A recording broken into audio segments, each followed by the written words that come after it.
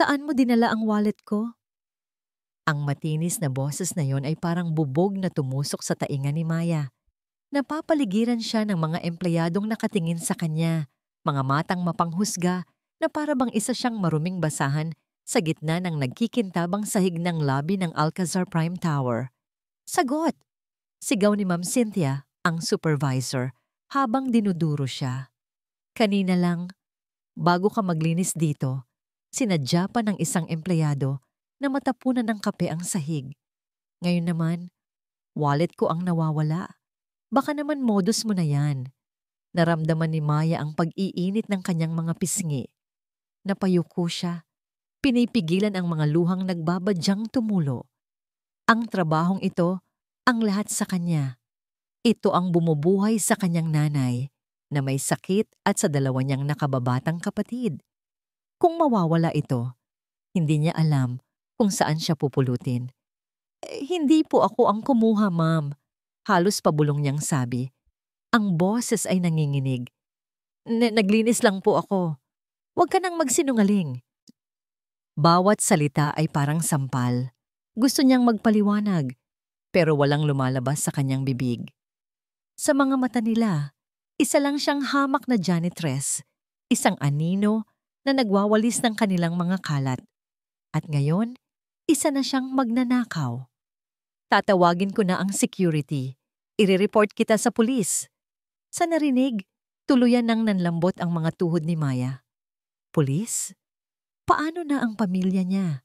Ang kahihiyang idudulot nito. Ito na yata ang katapusan niya. Excuse me, ma'am. Isang kalmado at malalim na boses ang pumutol sa tensyon. Lumingon ang lahat. Nakatayo roon si Migs, isa sa mga maintenance crew, hawak ang kanyang mga gamit. Ang suot niyang uniforme ay simple lang, pero sa paraan ng kanyang pagtayo, mayroon siyang awtoridad na hindi maipaliwanag. Migs, huwag kang makialam dito. Problema to ng housekeeping. Masungit na sabi ni Ma'am Cynthia. Hindi pinansin ni Migs ang sinabi nito. Dahan-dahan siyang lumapit sa isang malaking paso ng halaman, malapit sa desk ng supervisor. Ma'am Cynthia, baka po nahulog lang ninyo. Yumuko siya at may kinuha sa likod ng paso. Isang pamilyar na kulay rosas na wallet. Ito po ba? Tanong niya. Iniabot ang wallet kay Ma'am Cynthia. Namutla ang supervisor. Kinuha niya ang wallet, binuksan, at nakitang kompleto pa ang laman. Walang salitang lumabas sa bibig niya. Ang mga matang kanina'y puno ng galit ay ngayoy puno ng hiya. Isa-isang nagsialisan ang mga nakikiusyoso, bumabalik sa kani-kanilang trabaho na parang walang nangyari. Naiwan si Maya na nakatayo, nanginginig pa rin. Lumapit sa kanya si Migs. Okay ka lang, Maya? Hindi siya makasagot. Tumango lang siya habang pinupunasan ng isang butil ng luha na hindi niya napigilang pumatak. Hayaan mo na sila, mahinang sabi ni Migs. Halika, mag-lunch na tayo. Dinala siya ni Migs sa lugar na naging lihim nilang paraiso, ang fire exit sa 15th floor. Walang dumadaan ditong tao, tahimik at payapa. Umupo sila sa malamig na sementadong hagdanan. Inilabas ni Migs ang kanyang baunan. Adobong manok at kanin. Pasensya na.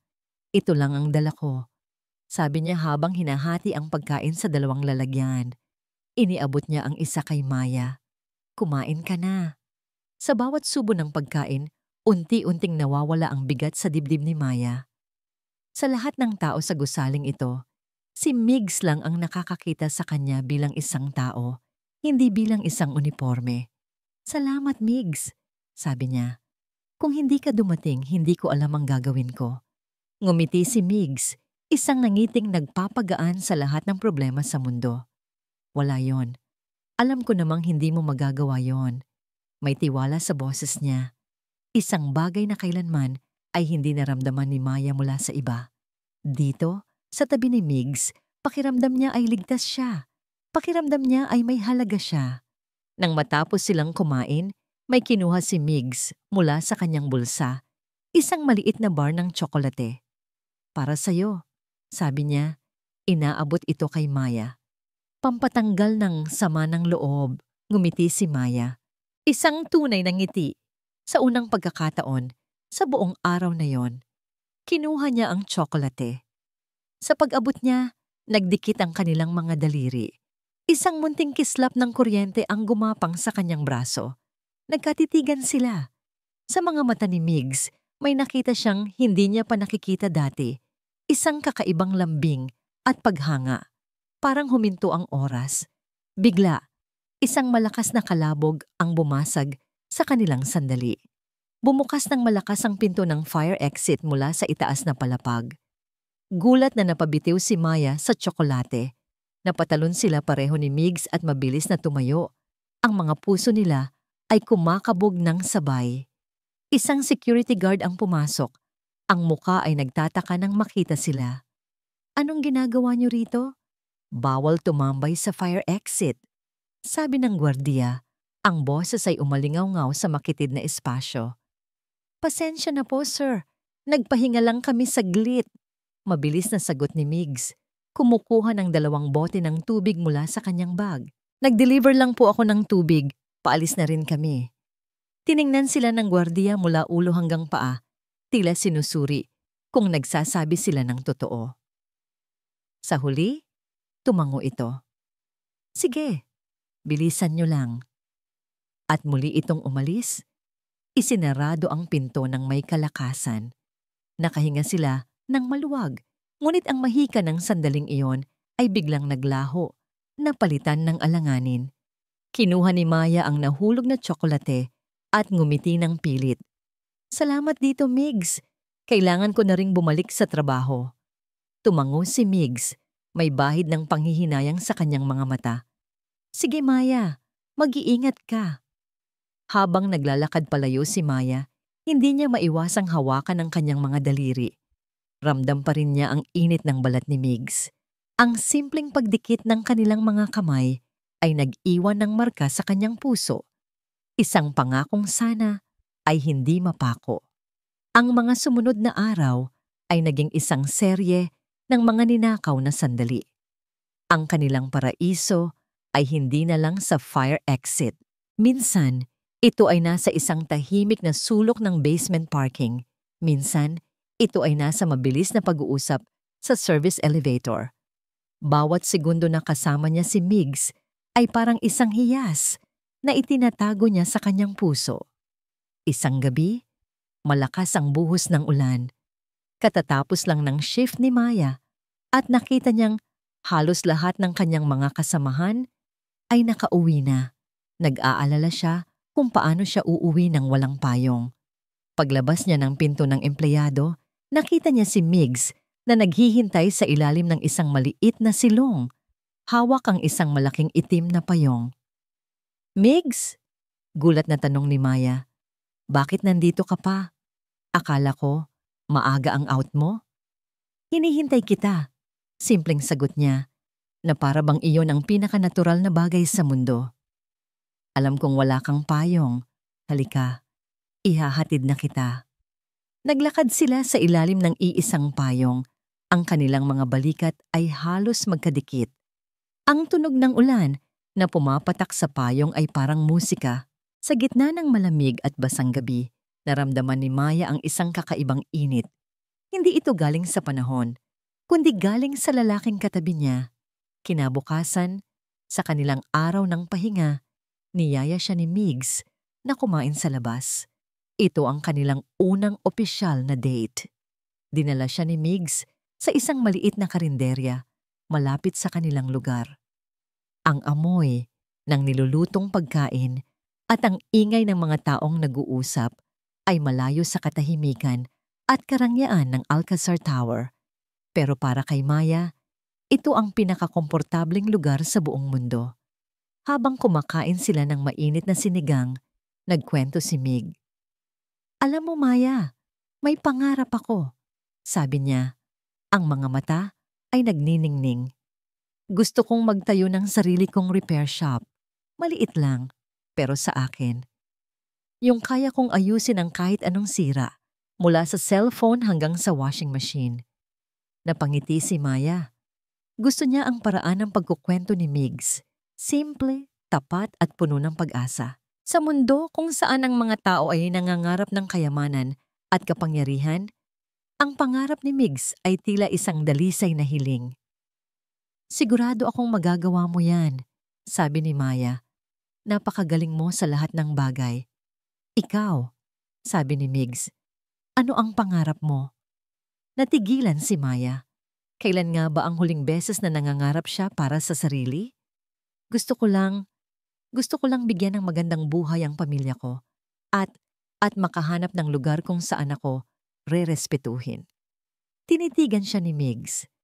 Sa akin, Maya, may respeto ka. Higit pa sa respeto. Ilang linggo pa ang lumipas. Ang kanilang relasyon ay lalong lumalim. Isang gabi, pagkatapos ng kanilang shift, dinala siya ni Migs sa isang lugar na hindi niya pa napupuntahan, ang rooftop ng Alcazar Prime Tower. Nang bumukas ang pinto, bumungad sa kanila ang isang tanawing nakamamangha.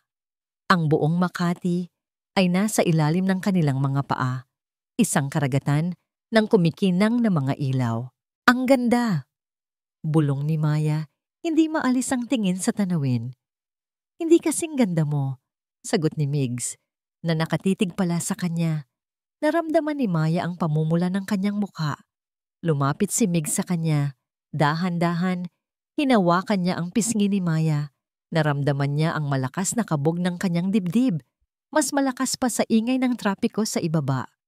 Maya, bulong ni Migs. At pagkatapos, dahan-dahan niyang inilapit ang kanyang mukha at hinalikan siya. Malambot, magaan, puno ng pag-iingat at pagmamahal. Ito ang unang halik ni Maya at pakiramdam niya ay lumilipad siya sa ibabaw ng mga ilaw ng syudad. Nang maghiwalay ang kanilang mga labi, ipinikit niya ang kanyang mga mata, ninanamnam ang sandali. Sa mga sumunod na linggo, pakiramdam ni Maya ay nasa alapaap siya. Ngunit napansin niyang madalas siyang nahihilo at laging pagod. Ipinagpalagay niya na dahil lang ito sa pagod sa trabaho. Isang umaga, habang naglilinis sa CR ng executive floor, bigla siyang nakaramdam ng matinding pagkahilo at nasusuka. Muntik na siyang matumba. Napatingin siya sa salamin. Namumutla siya. Bigla, isang malamig na takot ang gumapang sa kanyang dibdib. Kinakalkula niya sa kanyang isipan. Ilang linggo na siyang hindi dinadatnan ng kanyang buwanang dalaw. Hindi maaari. Pagkatapos ng kanyang shift, nanginginig ang mga kamay na bumili siya ng isang maliit na kahon mula sa botika. Dumiretso siya sa pinakadulo at pinakaliblib na CR sa gusali, doon sa lumang wing na halos hindi na ginagamit. Nanginginig niyang sinunod ang instructions sa kahon. Pagkatapos, inilapag niya ang maliit na puting stick sa ibabaw ng lababo. Naghintay siya. Ang bawat segundo ay parang isang oras. Ang tanging naririnig niya ay ang malakas na pagtibok ng kanyang puso.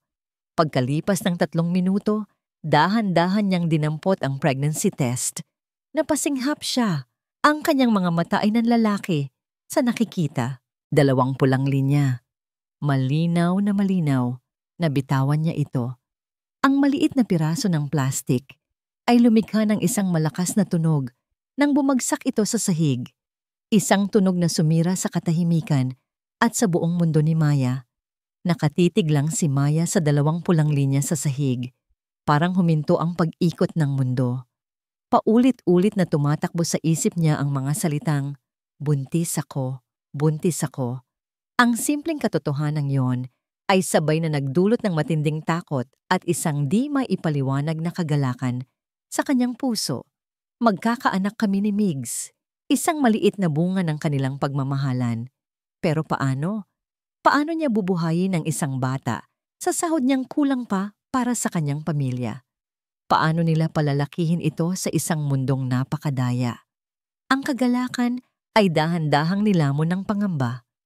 Kailangan niyang makasiguro. Kinabukasan, gamit ang maliit na perang itinabi niya para sa gamot ng kanyang ina, pumunta si Maya sa isang maliit na community clinic. Masikip ang lugar at amoy medisina pero ang mga nurse ay mababait. Congratulations, Iha! Positive nga, sabi ng matandang doktora pagkatapos tingnan ang resulta ng kanyang urine test. You are 6 weeks pregnant. Kahit inaasahan na niya parang sinuntok pa rin si Maya sa dibdib. Totoo na talaga. May isang buhay na nabubuo sa loob niya. Ngumiti ang doktora. Gusto mo bang ma-ultrasound? Para makita natin kung malusog ang baby at marinig ang heartbeat. Tumango si Maya, hindi makapagsalita. Pinahiga siya sa isang kama at nilagyan ng malamig na gel ang kanyang tiyan. Maya-maya, isang tunog ang pumuno sa maliit na silid. Isang mabilis, malakas na pagtibok. Tugdog, tugdog, tugdog. Ayan ang heartbeat ng baby mo, nakangiting sabi ng doktora. Napaluha si Maya. Tunog yon ng milagro. Sa kabila ng lahat ng hirap at pangungutya, meron siyang isang munting anghel. Ang lahat ng kanyang takot ay panandaliang naglaho, napalitan ng dalisay na pagmamahal. Itinutok ng doktora ang scanner sa ibang bahagi ng kanyang tiyan. Muling umalingaw-ngaw ang isa pang tunog ng pagtibok, kasabay ng nauna tugdog. Tugdog. Tugdog. Aba, teka, sabi ng doktora. Ang kanyang noo ay kumunot. May isa pa. Ano pong ibig niyong sabihin, Dok? Kinakabahang tanong ni Maya. Iginagalaw pa ng doktora ang scanner. Ilang saglit pa, isang pangatlong tunog ng tibok ng puso ang narinig, mas mahina ng kaunti, ngunit malinaw. 3 magkakaibang tibok ng puso na sabay-sabay na tumutunog na parang isang perpektong orkestra.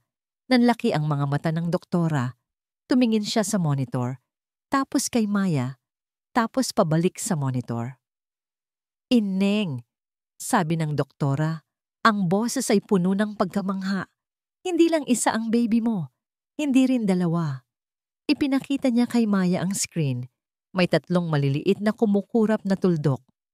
Tingnan mo. 1, 2, 3. You're having triplets, Maya. Biyayaan ka ng 3. Parang nabingi si Maya.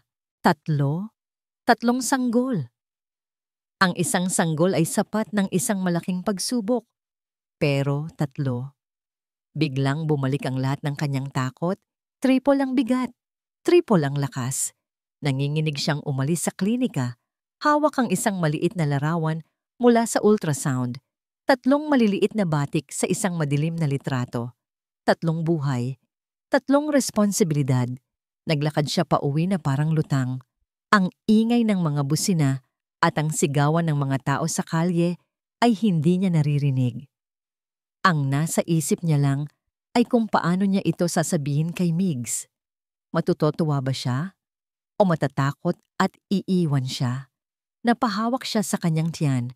Paano kung mag-isa niyang palalakihin ang 3 batang ito? Naramdaman niya ang pag-init ng kanyang mga mata. Hindi niya kaya. Pero habang iniisip niya si Migs, naaalala niya ang kabutihan nito. Naaalala niya ang pagtatanggol nito sa kanya, ang paghahati nila sa baon, ang ngiti nito na kayang magpagaan ng kahit anong problema. Naalala niya ang pangarap nito na magtayo ng sariling repair shop. Hindi siya iiwan ni Migs. Si Migs ang kanyang lakas. Ang pagmamahal nila, ang kanilang magiging sandata. Sa pag-iisip na yon, isang bagong determinasyon ang umusbong sa kanyang puso. Kakayanin nila ito. Magkakasama. Pagdating niya sa kanyang maliit na kwarto sa paupahan, imbes na matakot, naramdaman niya ang isang kakaibang tapang. Ang 3 maliliit na buhay sa loob niya ay hindi na isang pasanin. Sila ang kanyang biyaya, ang kanyang inspirasyon para lumaban. Kinuha niya ang kanyang cellphone. Kailangan niyang sabihin ito kay Migs kaagad. At kailangan itong sabihin sa lugar kung saan nagsimula ang lahat ng kanilang matatamis na alaala. Nag-text siya, Migs, pwede ba tayong magkita sa rooftop mamayang 7 p.m.? May importante lang akong sasabihin. Mahalaga talaga. Mabilis ang reply ni Migs. Sige Maya, maghihintay ako. Nang gabing iyon, maagang umakyat si Maya sa rooftop. Dala niya ang munting larawan mula sa ultrasound. Paulit-ulit niyang ine-ensayo sa kanyang isip ang sasabihin. Migs, magiging tatay ka na. Nang 3. Ngumiti siya. Habang naghihintay, dumungaw siya sa gilid ng rooftop. Pinagmamasdan ang mga sasakyan sa ibaba. Ang Alcazar Prime Tower ay parang isang higanting hari na nakatingin sa kanyang kaharian. Lumipas ang ilang minuto. Malapit nang mag-alas 7. Siguradong paakyat na si Migs. Tumingin siya sa grand entrance ng gusali sa ibaba. Sakto. Isang napakakintab na itim na sasakyan, isang mamahaling kotse na ngayon niya lang nakita, ang huminto sa mismong tapat ng pinto. Bumaba ang isang lalaking nakauniporme ng driver at magalang na binuksan ang pinto sa likod. Nanonood lang si Maya, walang pakialam. Marahil ay isa sa mga big boss ng kumpanya. Ngunit nang lumabas ang pasahero mula sa likod ng sasakyan, biglang huminto sa pagtibok ang puso ni Maya. Ang lalaking yon, nakasuot ito ng isang mamahaling dark blue suit na saktong-sakto sa katawan. Ang buhok nito ay maayos na nakas-petrolyo. Ang paraan ng kanyang pagtayo ay puno ng kumpiyansa at kapangyarihan. Hindi niya suot ang kanyang uniforme ng maintenance, pero kilalang kilala ni Maya ang mukha na yon. Ang mga matang yon. Si Migs, pero hindi siya si Migs. Ang lalaking nakikita niya ngayon ay parang isang prinsipe, isang taong mula sa ibang mundo.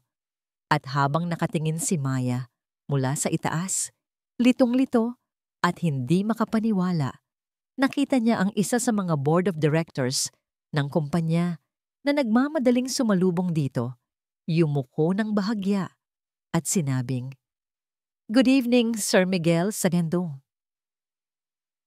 Ang salamin sa kanyang penthouse ay hindi nagsisinungaling. Nakatayo si Miguel Alcazar sa harap nito, napapaligiran ng salamin at bakal na sumisigaw ng karangyaan. Mula sa floor-to-ceiling windows sa kanyang likuran, ang mga ilaw ng Makati ay parang isang kumot ng mga bituin na inilatag para sa kanya. Ito ang mundo niya. Isang mundo ng kapangyarihan, ng kayamanan, ng mga inaasahan.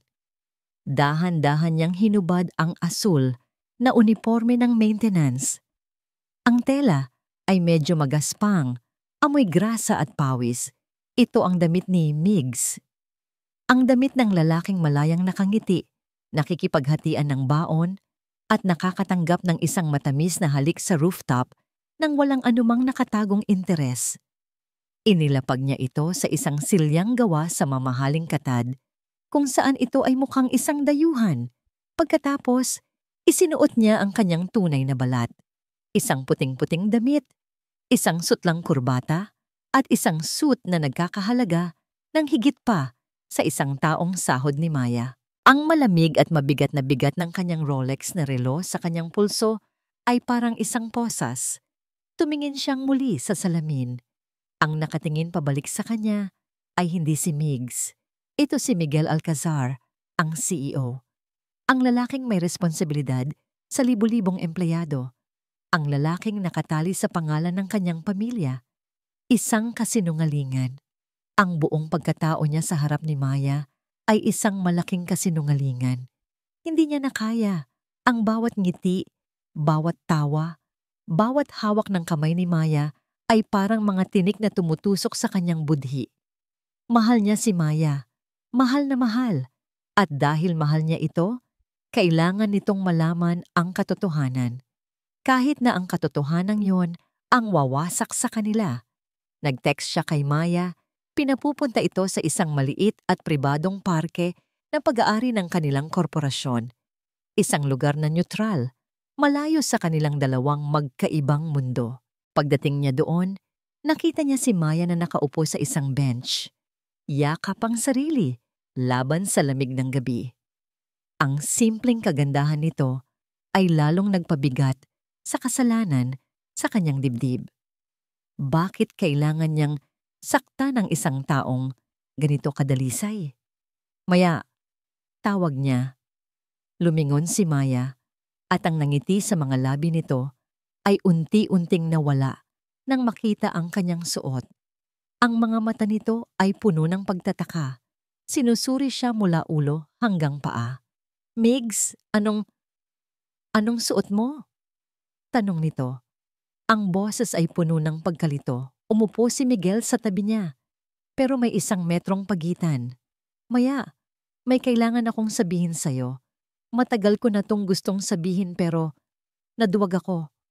Nagsimula siyang magpaliwanag. Ikinuwento niya ang tungkol sa pagod niya sa mga taong lumalapit sa kanya dahil sa kanyang pera. Ang paghahanap niya ng isang taong makikita siya, ang tunay na siya at hindi ang kanyang apelyido. Ang plano niyang magpanggap bilang isang ordinaryong empleyado para maranasan ang buhay na simple at totoo. Nang makilala kita maya, sa unang pagkakataon, naramdaman kong may nakakita sa akin. Sabi niya, ang boses ay naglalaman ng lahat ng kanyang pagsisisi. Pero habang tumatagal, lalong bumibigat ang kasinungalingan ko. Nakatitig lang sa kanya si Maya, hindi kumukurap. Parang hindi nito maintindihan ang kanyang mga sinasabi. Ang gusto kong sabihin ay, huminga siya ng malalim. Hindi ako si Migs, ang maintenance guy. Ang pangalan ko ay Miguel Alcazar. Isang katahimikan ang bumalot sa kanila. Maya-maya, isang mahinang tawa ang kumawala sa mga labi ni Maya. Nagbibiro ka ba, Migs? Hindi nakakatuwa. Umiling si Miguel. Sana nga biro lang. Pero totoo, Maya, ako ang CEO ng Alcazar Corporation. Ang tawa ni Maya ay namatay. Ang pagkalito sa kanyang mga mata ay napalitan ng pagkabigla. Pagkatapos ay nang kawalan ng paniniwala. At sa huli, ng isang bagay na mas masakit pa. Sakit. Parang may isang ilaw na namatay sa loob ng kanyang mga mata. Hindi, bulong niya. Hindi totoo yan. Maya, maniwala ka sa akin. Kaya pala, putol niya, ang boses ay nagsisimula ng manginig. Kaya pala alam mo kung paano umakyat sa rooftop. Kaya pala hindi ka natatakot sa mga supervisor. Tumingin siya kay Miguel. Ang mga mata ay puno na ng luha. Lahat. Lahat ba yun ay isang laro lang para sa'yo? Isang eksperimento? Para makita kung paano mabuhay ang mga mahihirap? Hindi. Hindi, Maya. Totoo ang lahat ng naramdaman ko para sa'yo. Totoo? Tumayo siya. Ang mga kamay ay nakakuyom. Paano magiging totoo ang kahit ano kung ang simula pa lang ay isang malaking kasinungalingan na? Ginamit mo ako, Miguel. Ginamit mo ang nararamdaman ko. Nasaktan si Miguel sa bawat salitang binitawan niya. Gusto niyang abutin ito, yakapin, pero alam niyang wala siyang karapatan. Patawarin mo ako, Maya. Pero hindi na siya pinakinggan ni Maya. Tumalikod ito at nagsimulang tumakbo palayo. Ang mga hikbi nito ay parang mga punyal sa puso ni Miguel. Hindi niya nasabi ang tungkol sa pagbubuntis. Ang munting larawan sa kanyang bulsa ay parang isang piraso ng yelo. Ang balitang dapat sana'y magiging pinakamasayang balita sa kanilang buhay ay nabaon sa ilalim ng isang bundok ng panlilinlang. Naiwan si Miguel na nakatayo mag-isa sa gitna ng parke, pinagmamasdan ng anino ni Maya na unti-unting nilalamon ng dilim. Pakiramdam niya, siya ang pinakatanga at pinakawalang kwentang tao sa buong mundo. Biglang nag-ring ang kanyang cellphone, ang tunog ay nakakabingi sa katahimikan. Kinuha niya ito mula sa kanyang bulsa. Doña Victoria calling. Ang pangalan ng kanyang ina. Wala siya sa wisyo para kausapin ito ngayon. Pero alam niyang hindi ito titigil hanggat hindi niya sinasagot. Hello, Ma? Sagot niya. Ang boses ay pagod at walang buhay. Miguel, nasaan ka? Tanong ng isang malamig at makapangyarihang boses sa kabilang linya. Kanina pa kita tinatawagan. Umuwi ka na rito sa bahay. Ngayon din. Ma, pwede bang bukas na lang? Hindi pwede. Putol ng kanyang ina. May kailangan tayong pag-usapan. Isang bagay na napakahalaga. Huminto ito sandali, na parang nagbibigay diin sa susunod na sasabihin. Tungkol ito sa fiancé mo, si Katrina.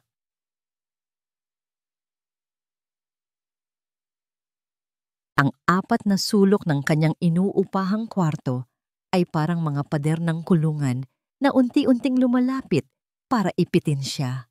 Ilang oras nang nakaupo si Maya sa gilid ng kanyang kama, yakap-yakap ang kanyang mga tuhod. Sa kanyang tabi ay ang maliit na litrato mula sa ultrasound. 3 munting biyaya na ngayon ay parang 3 malalaking tanong na walang kasagutan. Ang lalaking ama ng mga batang ito, ang lalaking pinagkatiwalaan niya ng kanyang puso, ay isang anino, isang multo na nilikha ng isang bilyonaryong CEO. Si Migs ay hindi totoo. At si Miguel Alcazar, si Miguel ay mula sa isang mundong hindi niya kailanman maaabot. Isang malakas na katok sa pinto ang pumutol sa kanyang pag-iisip. Sino naman kaya iyon? Ang may-ari ng paupahan para maningil? Nag-aatubili siyang binuksan ng pinto. Ang babaeng nakatayo sa labas ay parang isang aparisyon mula sa isang mamahaling magasin. Ang kanyang damit ay simple ngunit elegante. Ang kanyang buhok ay perpektong nakaayos at ang amoy ng kanyang pabango ay tila sumasakop sa buong masikip na pasilyo. Bawat hibla ng kanyang pagkatao ay sumisigaw ng yaman at kapangyarihan. Ngunit ang kanyang mga mata, ang mga mata niya ay kasing lamig ng yelo. Sa likod nito, nakita ni Maya ang isang itim na luxury car na nakaparada sa kanilang eskinita. Ang mga kapitbahay niya ay nagbubulungan, nakadungaw sa kanilang mga bintana. "Ikaw ba si Maya de la Cruz?" tanong ng babae. Ang boses ay kalmado, ngunit may diin. Hindi niya kailangang sumigaw para maramdaman ang bigat ng kanyang presensya. "Oo po," nauutal na sagot ni Maya. Tiningnan siya ng babae mula ulo hanggang paa. At sa tingin na iyon, naramdaman ni Maya na para siyang isang basurang sinusuri. Pagkatapos, ang mga mata ng babae ay tumingin sa loob ng kanyang maliit na kwarto at isang bahagyang pagngiwi ng pagkasuklam ang lumitaw sa mga labi nito. "Ako si Doña Victoria Alcazar," pagpapakilala nito. "Ang ina ni Miguel." Parang binuhusan ng nagyayelong tubig si Maya. Ang ina ni Miguel, ang reyna, at heto siya, ang pulubi sa kanyang kaharian. Hindi na ito naghintay ng imbitasyon. Pumasok ito sa loob ng kwarto, iniikot ang paningin na para bang diring-diri sa bawat sulok. "So ito pala ang lungga mo, at dito mo dinadala ang anak ko?" Walang masabi si Maya.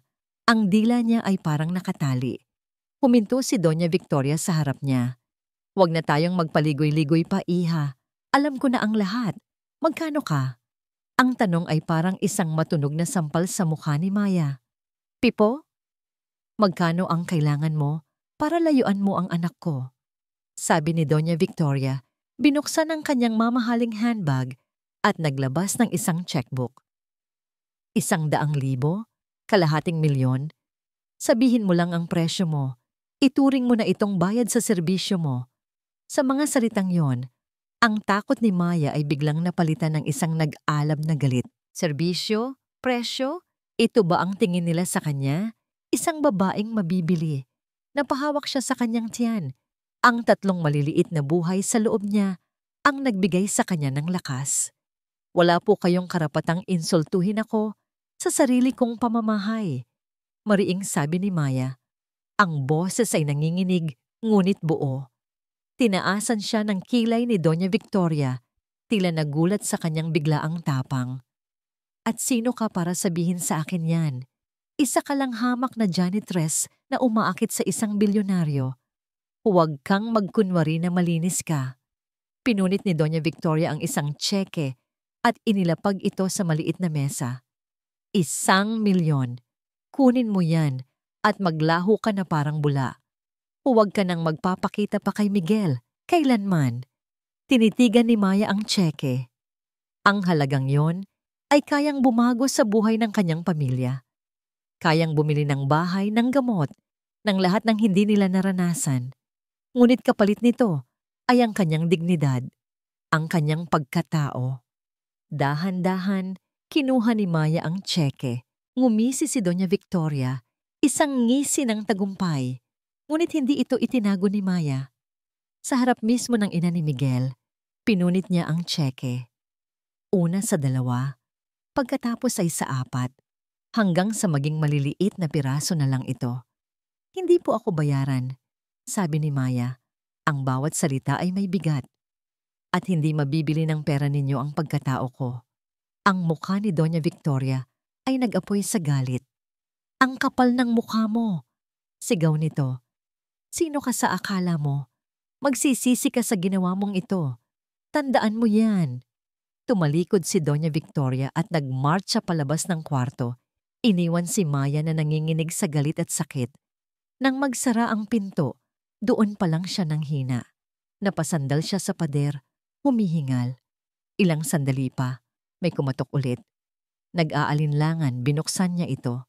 Isang ibang babae ang nakatayo roon. Maganda, sopistikada, at nakasuot ng damit na mas mahal pa yata sa lahat ng gamit niya sa kwarto. Ngunit hindi tulad ni Doña Victoria, ang nangiti nito ay malambing. Hi Maya, tama? Malumanay na sabi nito. Ako si Katrina Sandoval. Kilala ni Maya ang pangalang iyon. Madalas itong lumabas sa mga society magazine. Isang kilalang socialite. Pasensya ka na kay Tita Victoria, sabi ni Katrina. Ang boses ay puno ng pekeng pakikiramay. Masyado lang siyang protective kay Miguel. Alam mo na, bilang nag-iisang anak. Pumasok si Katrina sa loob. Naiintindihan ko ang kalagayan mo, Maya. Totoo.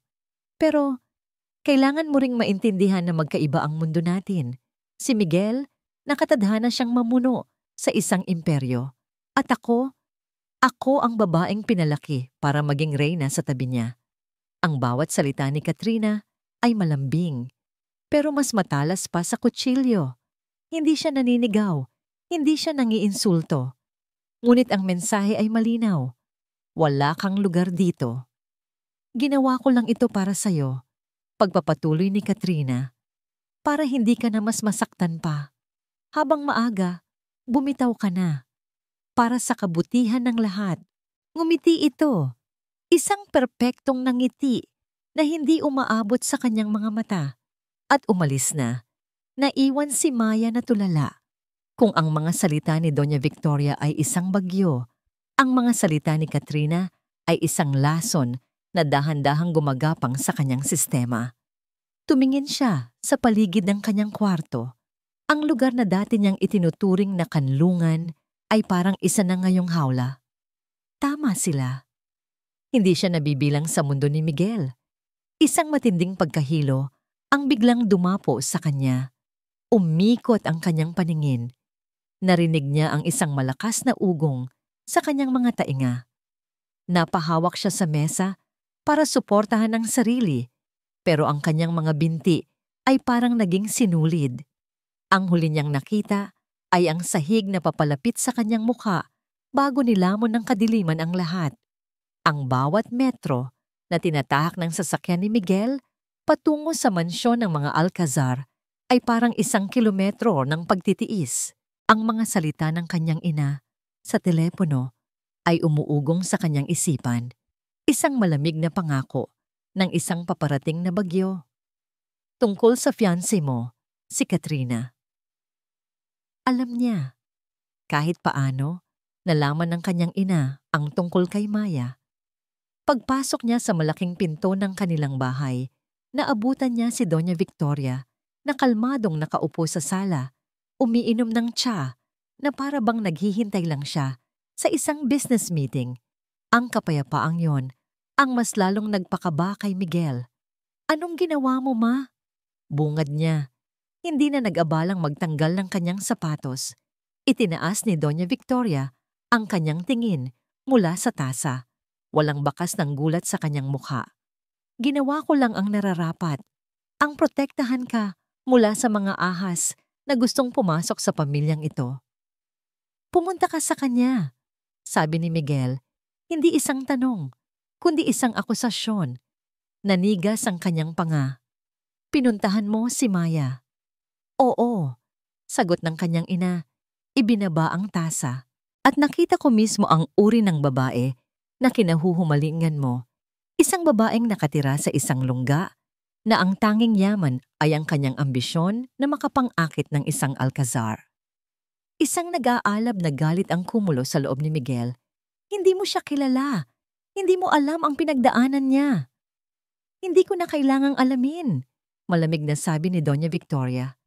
Nakita ko na ang uri niya noon. Nakita ko na sa babaeng muntik sumira sa papa mo. Pare-pareho lang sila, mga manggagamit. Tumigil ka na, ma. Sigaw ni Miguel. Ang boses niya ay umalingaw-ngaw sa malawak na sala. Si Maya ang pinakamabuti at pinakatotoong taong nakilala ko at sinaktan mo siya. Tinulungan ko siya. Pagtatama ng kanyang ina, binigyan ko siya ng 1,000,000 piso para makapagsimula ng bagong buhay. Malayo sa'yo, malayo sa atin. Parang gumuho ang mundo ni Miguel. Ano? Ang imahe ni Maya, nasasaktan, mag-isa, at ngayon ay iniinsulto ng sarili niyang ina, gamit ang pera, ay hindi niya makayanan. Hindi na niya pinakinggan pa ang sasabihin ng kanyang ina. Tumalikod siya at nagmamadaling lumabas ng mansyon. Ang tanging nasa isip niya ay si Maya. Kasalanan ko to. Lahat ng to, kasalanan ko. Minaneho niya ang kanyang sasakyan nang parang baliw, binabagtas ang mga kalye na naghihiwalay sa kanyang marangyang mundo at sa simpleng mundo ni Maya. Pagdating niya sa eskinita, kung saan ito nakatira, ipinarada niya ang kotse at tumakbo. Ang mga nakakakilala sa kanyang kapitbahay ay nagtatakang nakatingin pero wala siyang pakialam. Ang pinto ng kwarto ni Maya ay bahagyang nakabukas. Maya, tawag niya. Dahan-dahang itinulak ang pinto. At doon, nakita niya ito. Nakahandusay sa sahig, walang malay, ang muka ay napakaputla. Sa tabi niya ay ang mga piraso ng pinunit na tseke. Maya, sigaw niya, ang puso niya ay parang pinipiga. Dali-dali niya itong binuhat. Napakagaan niya, napakarupok. Isinugod niya ito sa kanyang sasakyan at pinaharurot patungo sa pinakamalapit at pinakamagaling na ospital. Kumapit ka lang, Maya. Please, kumapit ka lang. Paulit-ulit niyang bulong. Sa emergency room, bawat segundo ay parang isang walang katapusang paghihirap. Nakaupo siya sa labas. Ang kanyang mamahaling suit ay nag-usot. Ang kanyang isip ay gulong-gulo. Lumabas ang isang doktor. Family of Miss Dela Cruz? Ako po. Mabilis na sabi ni Miguel. Kamusta na po siya? She's stable now. Mukhang dahil sa stress at fatigue kaya siya hinimatay. Sabi ng doktor. Mabuti na lang at naidala niyo siya agad. Kailangan niyang mag-ingat, lalo na't maselan ang kanyang pagbubuntis. Salamat sa Diyos. Nakahinga ng maluwag si Miguel. Teka, ano po? Pagbubuntis? Ngumiti ang doktor. Yes, congratulations, sir. She's 6 weeks pregnant. And based on our initial scans, mukhang malusog naman ang baby. Huminto ang doktor at tiningnan muli ang hawak na resulta. Actually, I stand corrected. Hindi lang pala baby. Babies, plural. Ano pong ibig niyong sabihin? Your wife or girlfriend is carrying triplets, Mr. Alcazar, sabi ng doktor. Congratulations, you're going to be a father to 3. 3. Triplets. Ang salitang yon ay tumama kay Miguel na parang kidlat. Bigla niyang naalala ang text ni Maya. May importante lang akong sasabihin. Ito pala iyon. At siya, sa sobrang katangahan niya, sinira niya ang gabing dapat sana ay pinakamasaya sa kanilang buhay. Ngunit sa gitna ng kanyang pagsisisi, isang napakalakas na damdamin ang umapaw sa kanyang puso. Isang hindi maipaliwanag na saya. Magkakaanak siya. 3. Mga anak nila ni Maya. Pumasok siya sa kwarto kung saan dinala si Maya. Gising na ito, nakatingin sa bintana, ang mga mata ay blangko at malungkot. Dahan-dahan siyang lumapit. Maya, tumingin ito sa kanya at sa mga mata nito nakita niya ang sakit, ang pagod, at ang kawalan ng tiwala. Alam ko na, mahinang sabi ni Miguel, umupo sa tabi ng kama at marahang hinawakan ang kamay nito. Sinabi na sa akin ng doktor tungkol sa mga baby natin. Umiwas ng tingin si Maya. Maya, tingnan mo ako. Pakiusap niya. Masaya ako. Sobrang saya ko. Ito na ang pinakamagandang balita na narinig ko sa buong buhay ko. May isang butil ng luha na pumatak mula sa mata ni Maya. Paano? Paano kita paniniwalaan? Ang mundo mo, ang nanay mo, hindi kami nabibilang doon.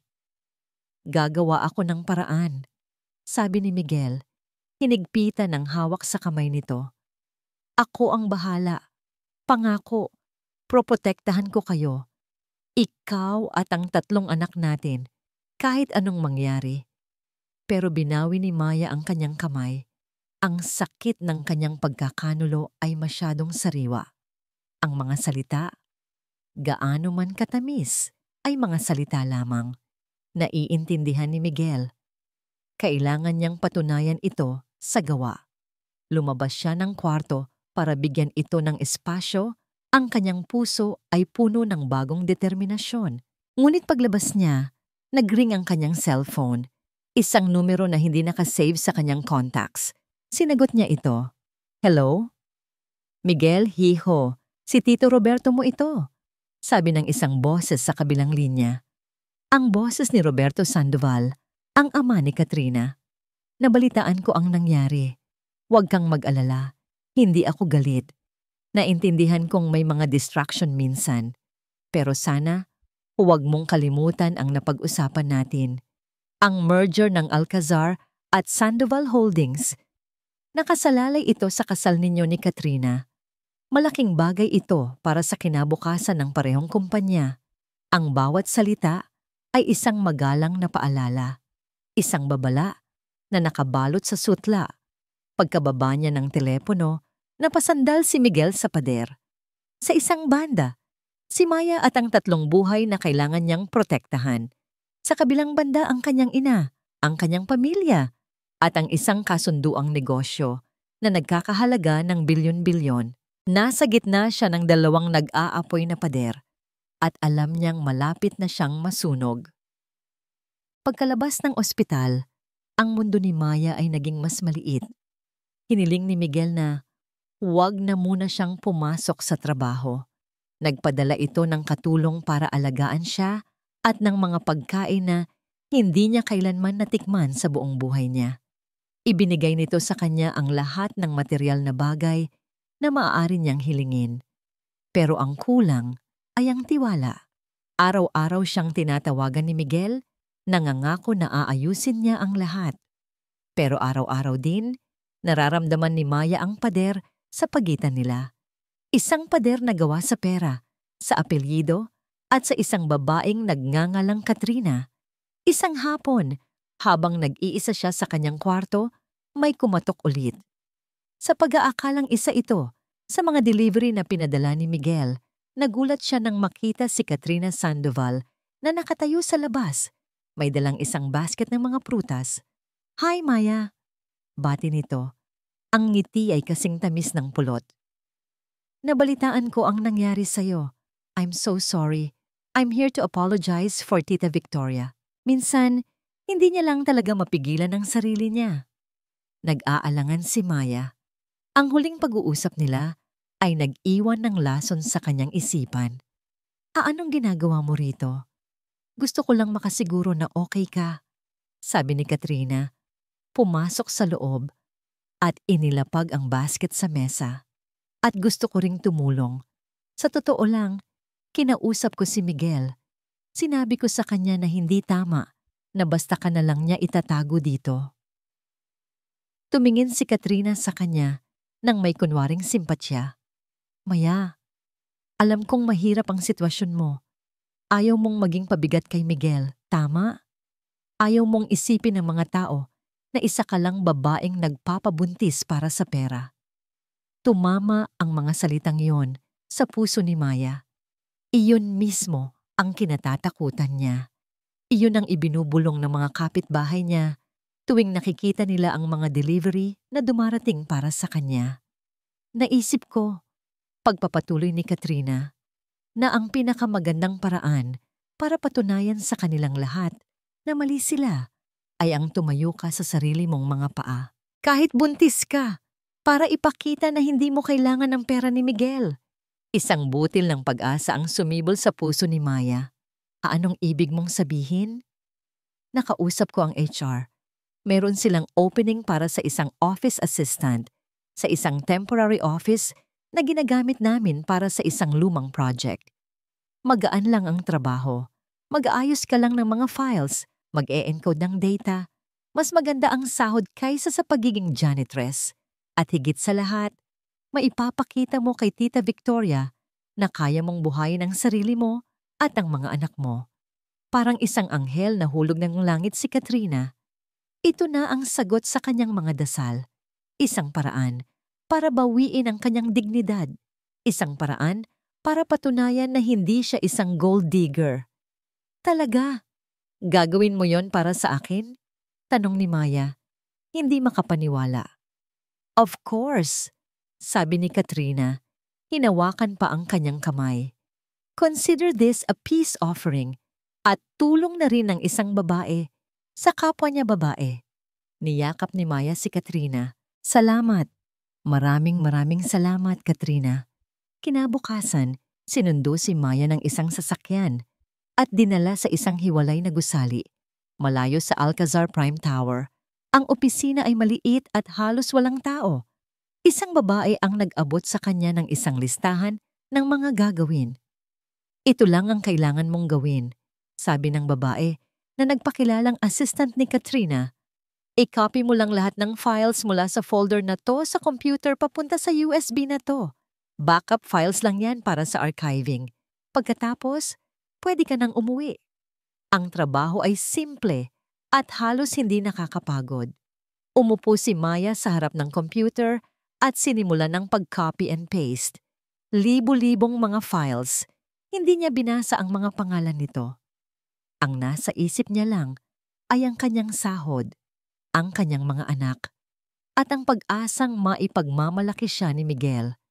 Habang abala siya, hindi niya namalaya na sa isang sulok ng silid, isang maliit na CCTV camera ang tahimik na nagre-record ng bawat kilos niya. Pagkatapos ng ilang oras, natapos din siya. Isinaksak niya ang USB, hinintay na matapos ang pag-transfer ng mga files, at pagkatapos ay iniabot ito sa assistant. Salamat, sabi ng assistant. Kinuha ang USB. Tatawagan ka na lang ulit namin bukas. Umuwi si Maya na may ngiti sa kanyang labi. Sa unang pagkakataon sa loob ng maraming araw, naramdaman niya ulit ang pag-asa. Tumawag siya kay Miguel para ikwento ang tungkol sa bago niyang trabaho. Trabaho? Anong trabaho? Nag-aalalang tanong ni Miguel sa kabilang linya.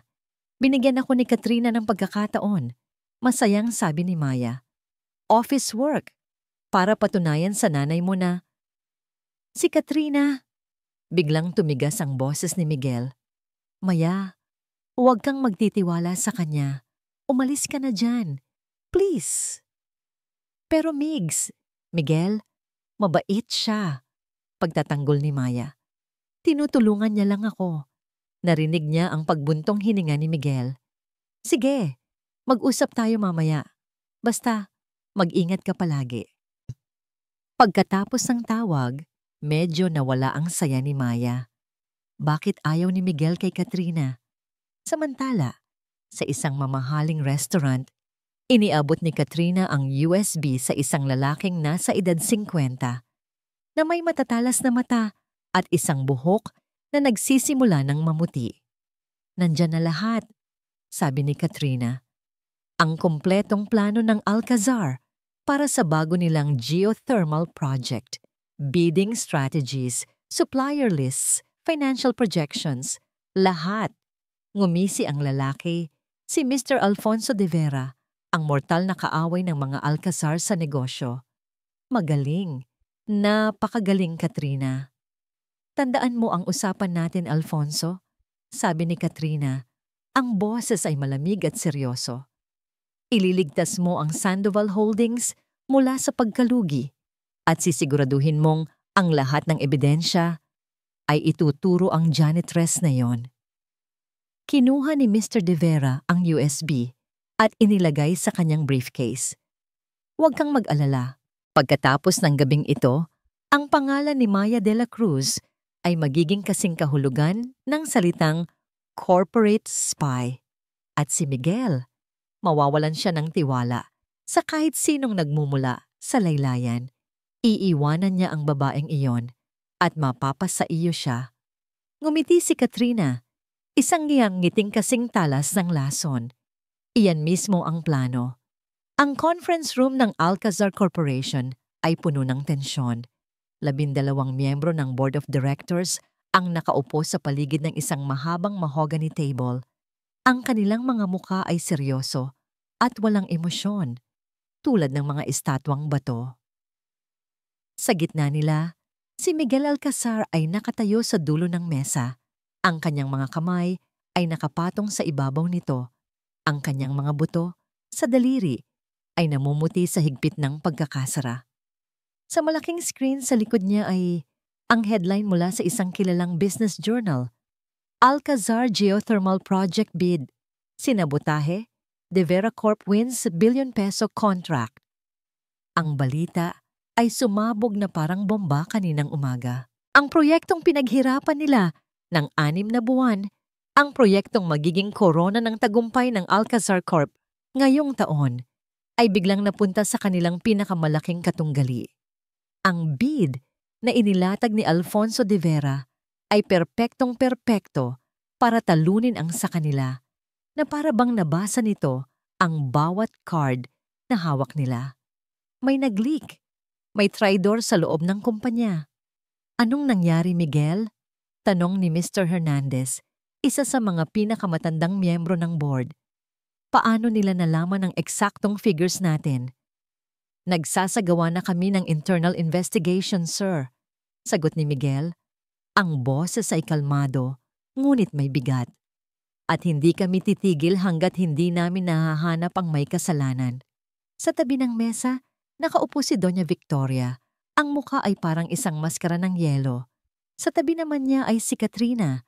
Ang mukha ay nagpapakita ng kunwaring pag-aalala. Biglang bumukas ang pinto ng conference room at pumasok ang head of corporate security. May dala siyang laptop. Mr. Alcazar, may nahanap na po kami, sabi ng security head. Isinaksak niya ang laptop sa projector. Lumabas sa screen ang isang video footage, isang pamilyar na opisina, at isang pamilyar na babae na nakaupo sa harap ng computer. Si Maya, nanigas si Miguel sa kanyang kinatatayuan. Ang video, nakuha mula sa isang CCTV, ay malinaw na ipinapakita si Maya na naglilipat ng mga files mula sa computer papunta sa isang USB. Ayon sa aming log files, paliwanag ng security head, ang computer na ginamit ay nag-access sa main server natin kahapon, particular sa folder na naglalaman ng lahat ng classified documents tungkol sa geothermal project. Ang babae sa video, si Miss Maya de la Cruz, ay kinopya ang lahat ng files na yon sa isang external drive. Isang malakas na bulungan ang pumuno sa silid. Sino ang babaeng yan? Tanong ng isang board member. Bago pa man makasagot si Miguel, tumayo si Katrina. Siya po ang janitress na binigyan ko ng bagong trabaho. Sabi niya, ang boses ay nanginginig sa kunwaring pagkagulat. Gusto ko lang siyang tulungan. Hindi ko akalain na hindi niya tinapos ang kanyang sasabihin. Hinayaan ng board na punan. Ang mga patlang, parang may humampas na martilyo sa dibdib ni Miguel. Ito pala ang plano ni Katrina. Isang perpektong bitag. Pero ang pinakamasakit na dagok ay mula sa kanyang sariling ina. Tumayo si Doña Victoria. Ang kanyang mga mata ay nag-aapoy habang nakatingin kay Miguel. Nakikita mo na ba ngayon, Miguel? Sinabi ko na sa'yo. Ang babaeng yan ay hindi lang isang manggagamit. Isa siyang ahas, isang traidor, isang espiya na ipinadala para sirain tayo. Ang bawat salita ay parang isang akusasyon na hindi lang para kay Maya, kundi para na rin kay Miguel. Ang kanyang pagtitiwala, ang kanyang pag-ibig, ang kanyang pagsuway sa ina. Hindi, mariing sabi ni Miguel. Hindi niya magagawa yan. May nag-set up lang sa kanya. Set up? Tumawa ng mapakla si Doña Victoria. Miguel, gumising ka. Nasa harap mo na ang ebidensya. Ang video, ang motibo, pera. Siguradong binayaran siya ni De Vera. Iyan ba ang babaeng pinagkakatiwalaan mo? Ang babaeng ipinaglalaban mo? Ang magiging ina ng mga apo ko? Ang huling salita ay binigkas niya na may sukdulan na pagkasuklam. Pakiramdam ni Miguel ay nasusukol siya. Ang tiwala niya kay Maya ay kasing tigas ng bato. Pero ang ebidensya, napakalinaw, napakatibay. Ano ang dapat niyang paniwalaan? Ang kanyang puso o ang kanyang mga mata? Pagkatapos ng meeting, pinuntahan niya si Maya. Naabutan niya itong masayang nag-aayos ng mga bulaklak na pinadala niya. Ang inosenteng saya sa mukha nito ay lalong nagpahirap sa kanyang kalooban. Miguel, buti dumating ka. Masayang bati nito. Kamusta ang araw mo? Hindi siya sumagot. Inilabas niya ang kanyang cellphone at ipinakita dito ang isang still image mula sa CCTV footage. Maya, ano to? Tanong niya. Ang boses ay walang emosyon. Nawala ang nangiti ni Maya nang makita ang larawan. Iyan yung trabaho na ibinigay sa akin ni Katrina. Nagba-backup lang ako ng files. Anong files? Hindi ko alam. Sabi nila, mga lumang files lang daw para sa archiving. Tinitigan ni Miguel ang mga mata ni Maya. Naghahanap ng kahit anong bahid ng kasinungalingan. Wala siyang makita. Ang nakikita lang niya ay pagkalito at takot. Maya, sabi niya, ang boses ay halos pabulong. Ang mga files na kinopya mo, iyon ang kumpletong plano ng pinakamalaking proyekto ng kumpanya. At ngayon, nasa kamay na yon ng kalaban natin. Ang kulay sa mukha ni Maya ay biglang nawala. Ano? Hindi maaari, sabi ni Katrina. Niloko ka niya, Maya. Pero bakit? Bakit niya gagawin yon? Umiiyak na tanong ni Maya. Ang pagkalito ay napalitan na ng purong sindak. Hindi masagot ni Miguel ang tanong na yon. Hindi niya masabing, dahil sa akin. Dahil sa pagmamahal ko sa'yo. Yumakap si Maya sa kanya. Nanginginig. Miguel, maniwala ka sa akin. Wala akong ginawang masama. Hindi ko kayo tatraydurin. Please, maniwala ka. Yinakap niya ito pabalik. Ngunit ang kanyang isip ay isang magulong larangan ng digmaan. Ang puso niya ay nagsasabing, paniwalaan ito. Pero ang isip niya, ang isip ng isang CEO na si Nanay, para tingnan ang mga ebidensya, ay sumisigaw ng pagdududa. Humiwalay siya sa yakap. Miguel? Tumingin siya sa babaeng mahal niya, ang ina ng kanyang 3 anak. At sa unang pagkakataon, nakita niya hindi lang si Maya, kundi pati na rin ang isang malaking marka ng tanong. Sa gitna ng katahimikan, tumunog ang telepono ni Miguel, ang kanyang ina. Alam na niya kung ano ang sasabihin nito bago pa man niya sagutin. Miguel, sabi ng malamig na boses ni Doña Victoria sa kabilang linya. Kung hindi mo aayusin ang problema mong yan, kung hindi mo aalisin ang babaeng yan sa buhay mo, ako mismo ang tatawag sa pulis at sisiguraduhin kong mabubulok siya sa kulungan. Ang katahimikan na iniwan ni Miguel ay mas masakit pa kaysa sa 1,000 sigaw. Pagkaalis niya, naiwan si Maya na nakatayo sa gitna ng kwarto. Ang mga salita ng pagdududa ay umuulit-ulit sa kanyang isipan. Hindi niya sinabi na pinaniniwalaan niya ako. Hindi niya sinabi na wag akong mag-alala. Tumingin lang siya sa akin na para bang isa akong estranghero. Kinabukasan, sinubukan niyang bumalik sa Alcazar Prime Tower. Hindi para magtrabaho, kundi para kausapin si Miguel. Para magpaliwanag, para makiusap. Kailangan niyang makita ito sa mata.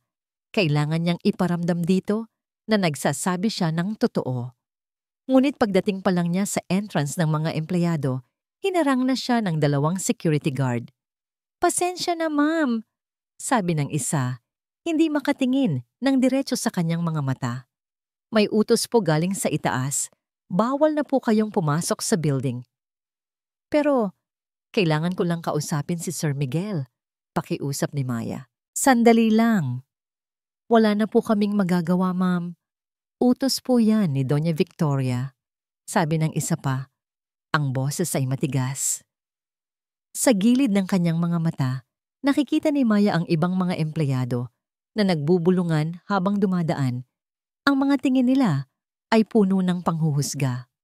Corporate spy, traitor, para siyang isang kriminal na ipinaparada sa publiko. Napayuko siya. Tinalikuran ang gusaling minsan niyang tinuring na pangalawang tahanan at naglakad palayo. Dala-dala ang kahihiyan. Pag-uwi niya, kinuha niya ang kanyang cellphone. Ang tanging paraan na lang para makausap si Miguel. Tinawagan niya ito. 1 ring. 2, 3.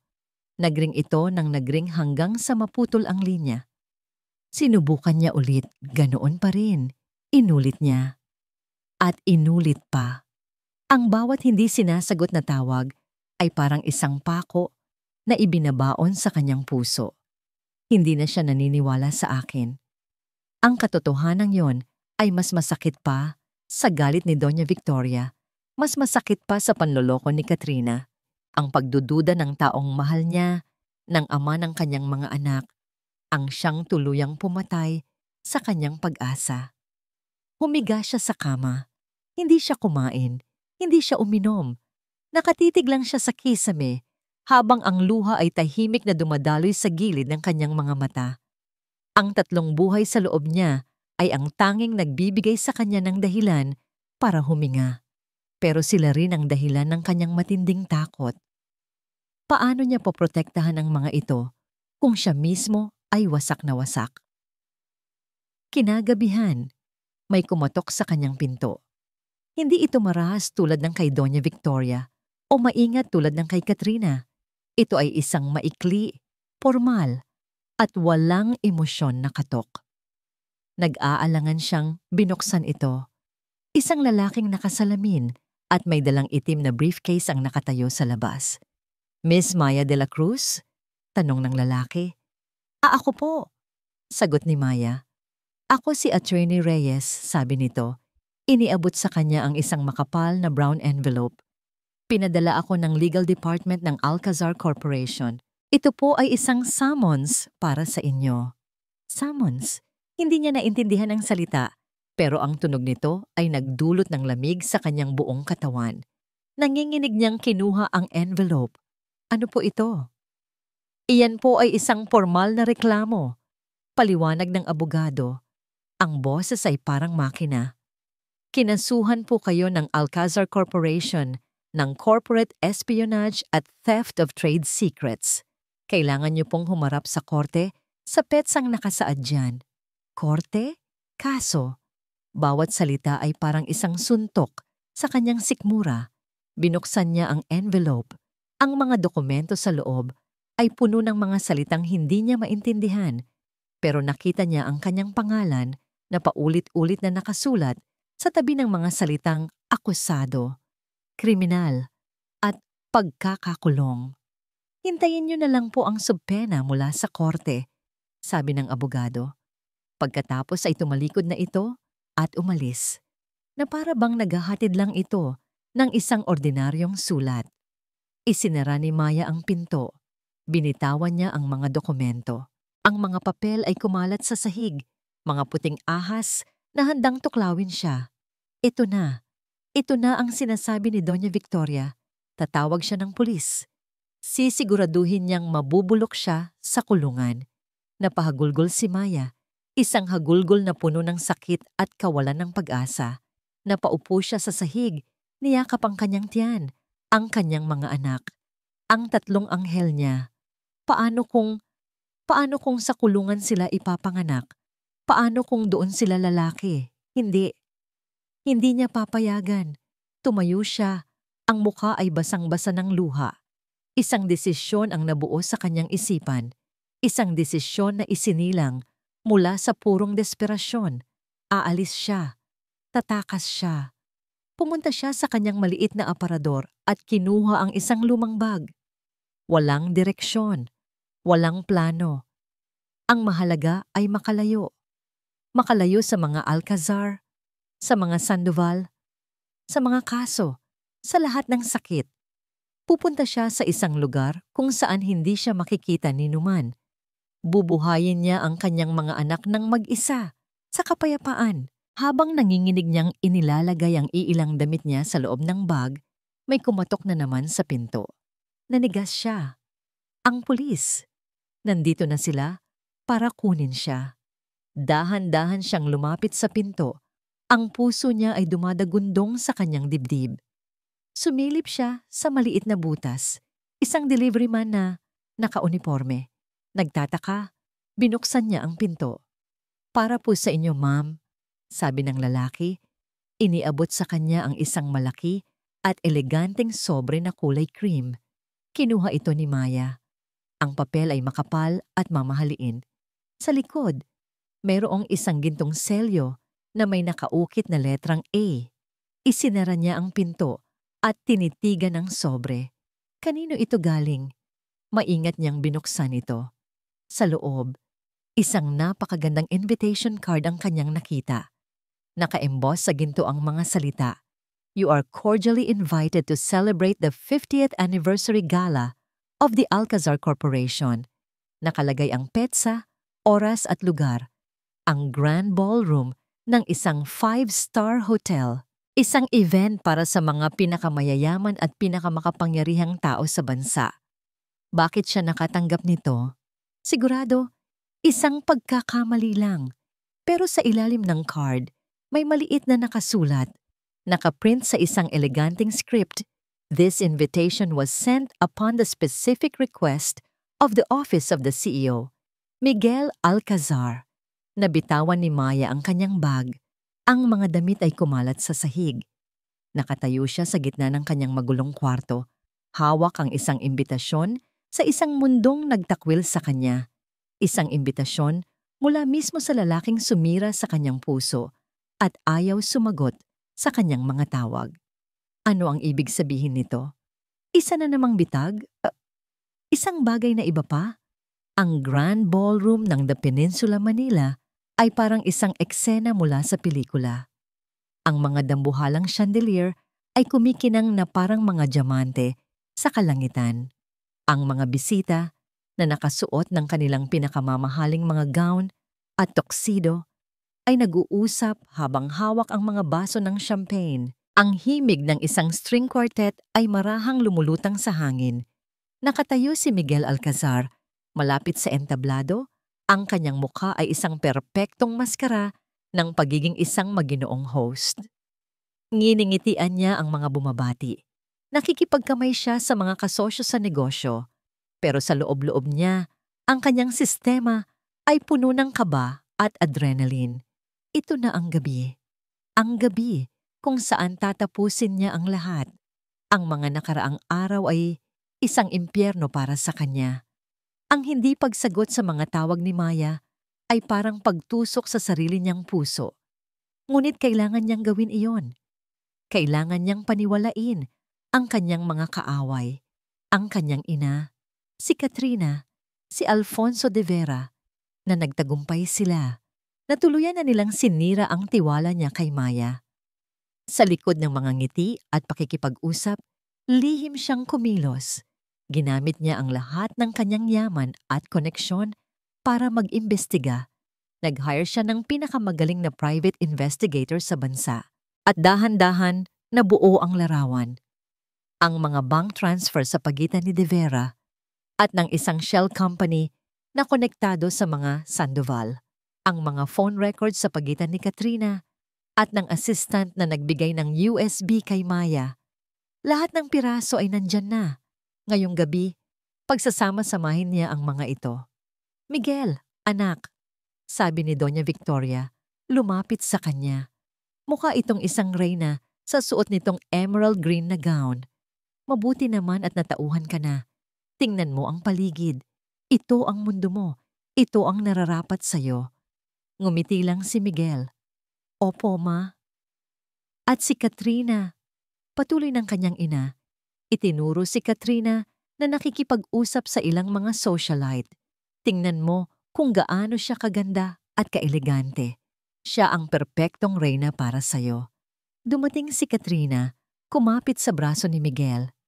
Darling, kanina pa kita hinahanap, sabi nito. Ang boses ay matamis. Ang lahat ay napakaganda. Salamat sa'yo, Katrina, sabi ni Miguel. Ang kanyang boses ay walang emosyon. Salamat sa lahat.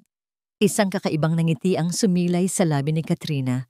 Ang nangiti ng isang taong sigurado na sa kanyang tagumpay. Bigla, isang bulungan ang nagsimulang kumalat malapit sa entrance ng ballroom. Ang mga ulo ay nagsimilingon. Ang mga pag-uusap ay humina. Pumasok si Maya. Hindi siya nakasuot ng isang mamahaling gown.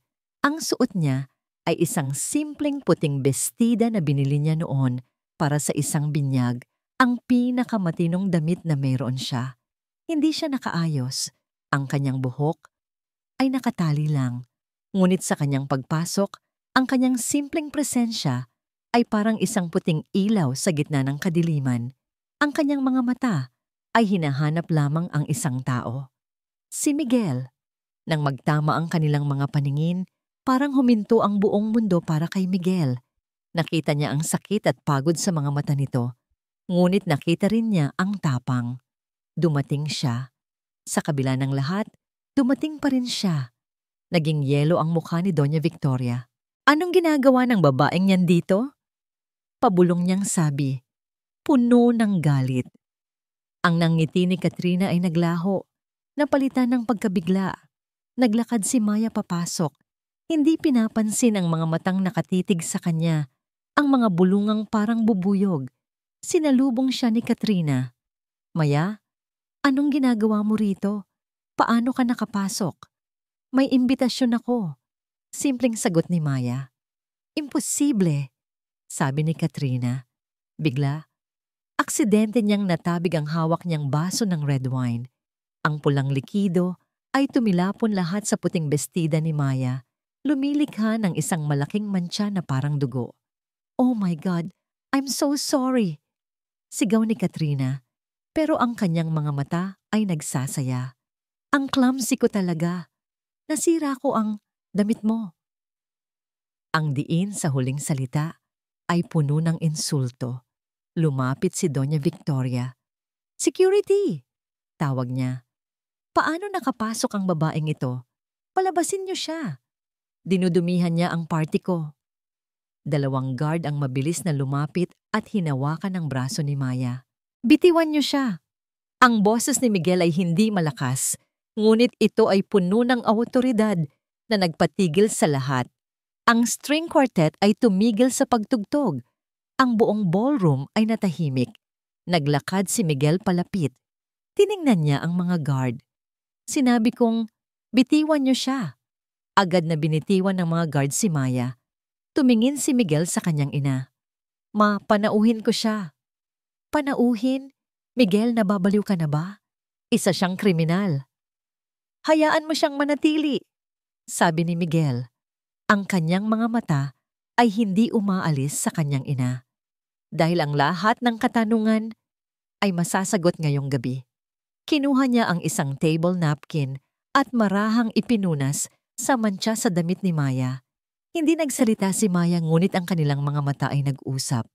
Isang tahimik na mensahe ng pasasalamat at isang pangakong hindi pa niya naiintindihan. Huminga ng malalim si Miguel. Naglakad siya paakyat sa entablado at kinuha ang mikropono. Ang lahat ng ilaw ay natuon sa kanya. Magandang gabi sa inyong lahat, simula niya. Salamat sa pagdalo sa aming 50 anibersaryo. Huminto siya sandali. Ang kanyang mga mata ay nilibot ang buong ballroom. Humihinto kay Maya. Pagkatapos ay kay Katrina. At sa huli, sa kanyang ina. Ngayong gabi, pagpapatuloy niya, ang kanyang boses ay umalingaw-ngaw sa bawat sulok ng silid.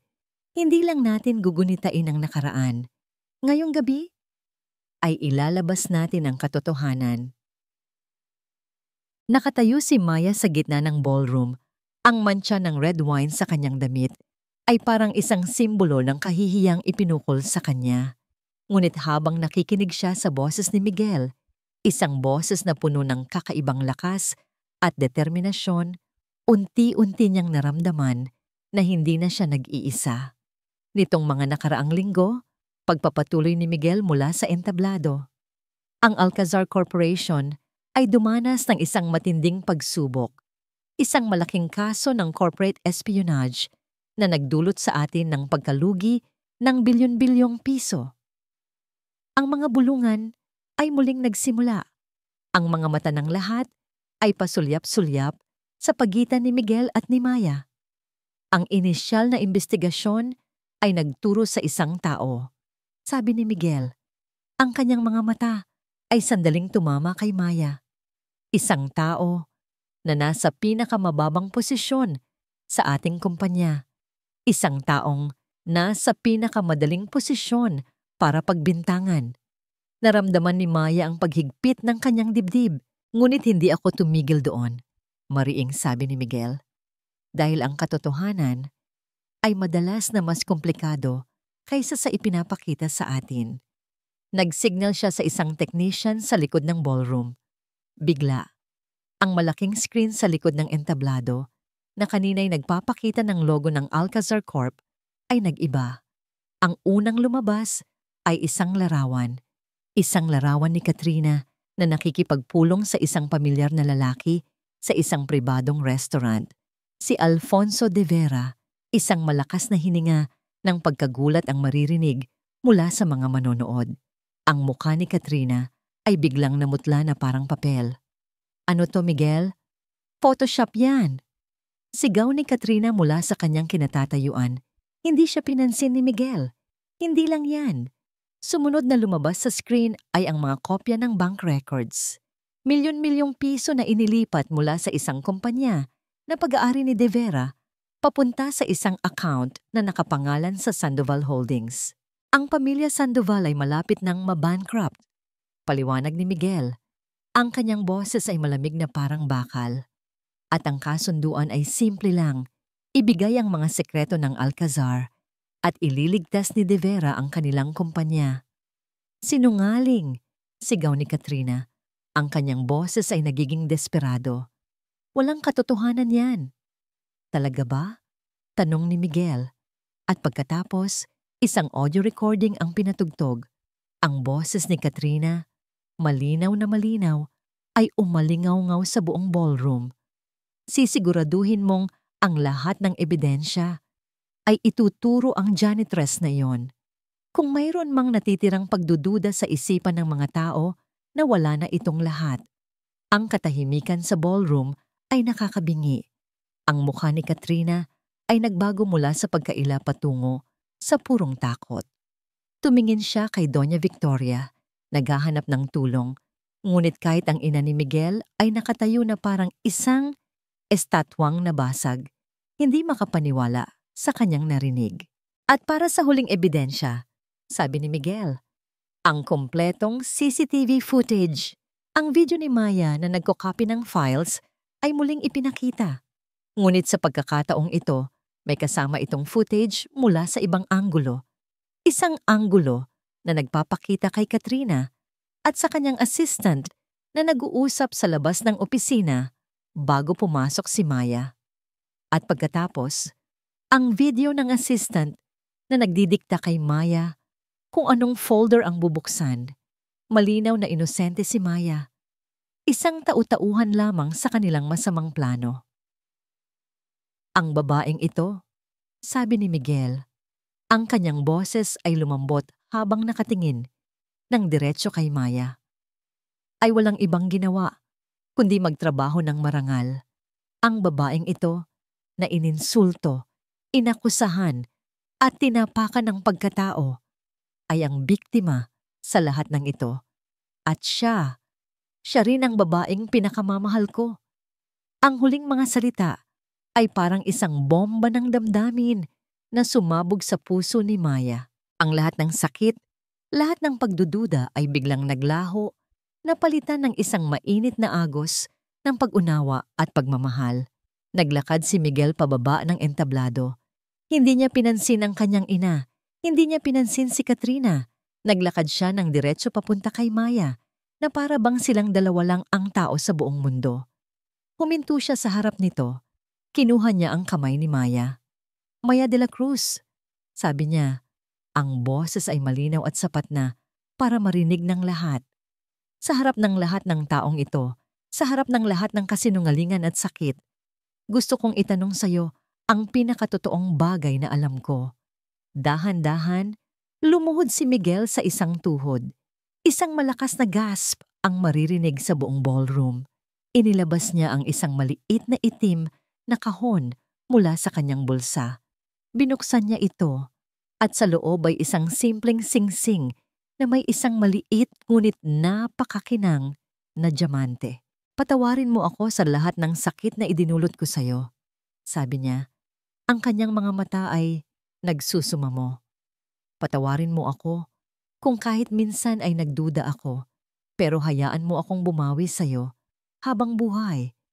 Hayaan mong patunayan ko sa'yo at sa buong mundo na ikaw lang ang mahal ko." "Maya, pakakasalan mo ba ako?" Ang mga luha na kanina pa pinipigilan ni Maya ay tuluyan ng bumuhos. Ngunit hindi na ito luha ng sakit, kundi luha ng saya. Tumingin siya sa lalaking nakaluhod sa harap niya. Hindi ang CEO, hindi ang tagapagmana, kundi si Migs. Ang Migs na nagtanggol sa kanya, na nagbahagi ng kanyang baon, at ang Migs na minahal niya ng buong puso.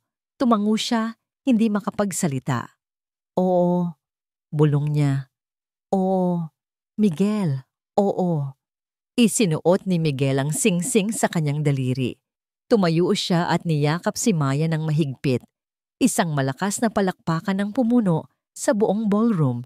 Sa gitna ng kanilang yakap, nakita ni Maya si Doña Victoria. Nakatayo ito, nakatingin sa kanila. At sa unang pagkakataon, sa mga mata ng matapang na reyna, nakita ni Maya hindi ang galit, kundi ang isang bakas ng pagsisisi. Nakita nito sa katatagan ni Maya ang sarili nito noong kabataan, bago pa ito nilamon ng takot at pait. Biglang bumukas ang mga pinto ng ballroom. 2 unipormadong pulis ang pumasok. Hindi na sila tumingin pa sa paligid. Naglakad sila ng diretso patungo kay Katrina Sandoval. Lumipas ang 6 na buwan. Ang malamig na hangin ng Disyembre ay nagsisimula ng maramdaman. Ngunit sa loob ng bagong tahanan, nina Miguel at Maya, puro init at pagmamahal ang nananahan. Ang maliit at masikip na kwarto sa paupahan ay isa na lamang malayong alaala. Ngayon, si Maya ay nakatira sa isang magandang bahay na may hardin. Isang lugar kung saan ang katahimikan ay hindi nababasag ng sigawan o pangungutya, kundi ng huni ng mga ibon. Ang balita tungkol sa gabi ng gala ay kumalat na parang apoy. Si Katrina Sandoval at ang kanyang ama ay naharap sa maraming kaso. Ang kanilang kumpanya na dati nang lugmok sa utang ay tuluyan ng bumagsak. Ang kanilang pangalan ay nabura sa alta sosyedad, naging isang babala tungkol sa kasakiman at pagkakanulo. Ngunit hindi na iniisip ni Maya ang mga iyon. Ang kanyang mundo ngayon ay umiikot sa 3 buhay na lumalaki sa kanyang sinapupunan. Isang hapon, habang nagbabasa siya sa sala, may marahan siyang narinig na katok sa pinto ng kanyang silid. Nagtaka siya. Hindi niya inaasahan ang anumang bisita. Alam niyang nasa trabaho pa si Miguel. Pagbukas niya, natigilan siya. Nakatayo roon si Doña Victoria. May dalang isang tray na may lamang isang mangkok ng mainit na sabaw. Ang amoy nito ay masarap at masustansya. Ito ang unang pagkakataon na pumunta ito sa kanilang bahay mula nang sila ay lumipat. Hindi nagsalita ang matanda. Ang mukha nito ay seryoso pa rin, ngunit wala na ang matatalim na tingin. Dahan-dahan itong pumasok at inilapag ang tray sa mesa sa tabi ni Maya. "Tinola," sabi nito. Ang boses ay mahina at hindi tumitingin, ng diretso kay Maya. Maraming malunggay. Maganda yan para sa mga bata. Walang patawad. Walang mahabang paliwanag. Ngunit sa simpleng gesture na yon, sa isang mangkok ng mainit na sabaw, naramdaman ni Maya ang lahat. Ang pagsisisi, ang pagtanggap, ang isang tahimik na alok ng kapayapaan. Tumingin si Maya sa matanda. Ang reynang minsan ay tila hindi matitinag. Ngayon ay mukhang isang ordinaryong lola na nag-aalala para sa kanyang mga apo. "Salamat po, Mama," mahinang sabi ni Maya. Ginagamit ang salitang matagal nang gustong ipagamit sa kanya ni Miguel. Isang munting gulat ang gumuhit sa mukha ni Doña Victoria. Pagkatapos, isang halos hindi mapansing na ngiti ang sumilay sa mga labi nito. Tumango ito at tahimik na umalis. Alam ni Maya na mahaba pa ang kanilang lalakbayin, ngunit iyon ay isang simula. Isang magandang simula. Kinabukasan, isinama siya ni Miguel sa isang lugar sa Taguig. Isang malaking lote kung saan may itinatayong isang bagong gusali. "Anong lugar to?" tanong ni Maya. Hinawakan ni Miguel ang kanyang kamay. "Halika." Sa harap ng construction site, may isang malaking tarpaulin. Nakasulat dito, "Soon to rise, the De La Cruz Alcazar Foundation, a center for livelihood and Center de Legal Assistance for Marginalized Workers." Napatakip si Maya sa kanyang bibig. Ang mga mata ay unti-unting napuno ng luha. "Miguel, para sa'yo to, mahal ko," sabi ni Miguel. Niyakap siya mula sa likod. "Para hindi na maranasan ng iba ang naranasan mo. Para ang bawat manggagawa ay may boses at may dignidad. Ito ang legasiya natin. Ang legasiya ng pamilya natin." Humarap si Maya kay Miguel at niyakap ito ng mahigpit. Dito, sa harap ng isang gusaling simbolo ng pag-asa, naramdaman niya na ang lahat ng sakit ng nakaraan ay may dahilan. Hindi na siya ang dating Maya de la Cruz, ang janitress na laging nakayuko. Sa tulong ni Miguel, nag-aaral na siya ngayon ng business management online. Gusto niyang balang araw siya mismo ang mamahala sa pundasyon. Hindi na siya isang anino. Isa na siyang ilaw. Nang gabing iyon, pagkatapos ng hapunan, dinala siya ni Miguel sa isang silid sa kanilang bahay na dati ay laging nakasara. Pagbukas niya ng pinto, isang napakagandang tanawin ang bumungad kay Maya. Ang silid ay pininturahan ng malambot na kulay ng puti at dilaw. May mga laruan, isang rocking chair, at sa gitna ng lahat, 3 magkakatabing kuna. Perpekto, tahimik, puno ng mga pangarap. Nilapitan ni Maya ang bawat kuna, hinaplos ang malambot na kumot sa loob. Dito magsisimula ang buhay ng kanyang mga anak. Isang buhay na malayo sa sakit at panghuhusga na kanyang dinanas. Naramdaman niya ang pagyakap ni Miguel mula sa kanyang likuran.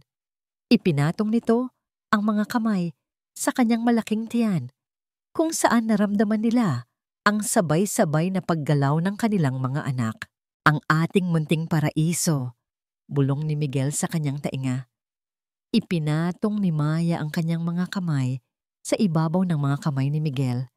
Tumingin sila sa 3 kuna, sa kinabukasang naghihintay sa kanila. Ang dating laokong at ang nagpanggap na maintenance crew. Ngayon, mga magulang na handang harapin ang lahat, basta't magkasama. "Handa ka na ba, mahal ko?" tanong ni Miguel. Ngumiti si Maya, isang nangiting puno ng kapayapaan at walang katapusang pagmamahal. Sumandal siya sa dibdib ni Miguel at sumagot, "Handa na." At dito nagtatapos ang kwento ni Maya at Miguel. Isang kwentong isinulat ng tadhana at pinatibay ng wagas na pag-ibig. Maraming salamat, mahal naming mga tagapakinig, sa pagsama sa amin sa bawat kabanata ng kanilang paglalakbay. Mula sa unang patak ng luha ni Maya sa lobi ng Alcazar Tower hanggang sa kanyang matamis na tagumpay sa gabing iyon ng pagbubunyag. Habang isinusulat ko ang kwentong ito, naramdaman ko ang bawat sakit, bawat kilig, at bawat pag-asa ng ating mga bida. Nais kong lumikha ng isang salamin na magpapakita sa atin na ang tunay na halaga ng isang tao ay hindi nasusukat sa kapal ng kanyang wallet o sa taas ng kanyang posisyon. Ito ay nasusukat sa kabutihan ng kanyang puso at sa tatag ng kanyang paninindigan. Ang kwento ni Maya at Miguel ay isang paalala na ang tunay na pag-ibig ay hindi bulag. Bagkus, ito ay nagbibigay linaw. Ito ang nakakakita ng ginto sa gitna ng putik. Ito ang nagbibigay ng lakas para bumangon mula sa pagkakalugmok at ipaglaban ang nararapat. Ito ay tungkol sa pagpapatawad, hindi lamang sa iba, kundi pati na rin sa ating mga sarili at sa pagbibigay ng pangalawang pagkakataon. Sana, sa pagtatapos ng kwentong ito, mayroong isang aral o inspirasyon na mananatili sa inyong mga puso. Ngayon, nais naming marinig ang inyong kwento. Ano ang paborito ninyong bahagi? Anong aral ang inyong natutunan? Ibahagi ninyo ang inyong mga saloobin sa comment section sa ibaba. Ang inyong mga boses ay napakahalaga sa amin. Muli, mula sa kaibuturan ng aking puso, maraming salamat sa inyong walang sawang pagsuporta hanggang sa ating susunod na kwento ng pag-ibig at pag-asa. Nagmamahal, Sweet Kilig PH.